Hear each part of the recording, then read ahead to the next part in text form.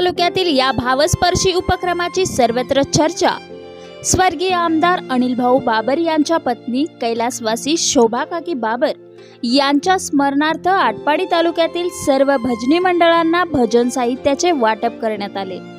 सुहास भैया बाबर यांच्या वतीने सूरपेटी, पखवाज व टाळ यांचे वाटप सांगली जिल्हा बँकेचे संचालक तानाजीराव पाटील यांच्या हस्ते करण्यात आले। आईच्या स्मरणार्थ देण्यात आलेल्या या भावपूर्ण भेटीमुळे तालुक्यातील गावागावातून भजन कीर्तनाच्या माध्यमातून कैलासवासी शोभा काकींच्या स्मृती जागृत राहणार आहेत। या भावस्पर्शी उपक्रमाची सर्वत्र चर्चा सुरू आहे। आटपाडी तालुक्यातील 65 भजनी मंडळांनी यासाठी नोंद केली असून सर्व वारकरी संप्रदायाला भजनी मंडळाचे साहित्य देण्यात आले आहे। या प्रसंगी साहेबराव पाटील, दत्तात्रय पाटील, मनोज नांगरे पाटील, अरविंद चव्हाण, रामदास सूर्यवंशी, विश्वजित कदम उपस्थित होते।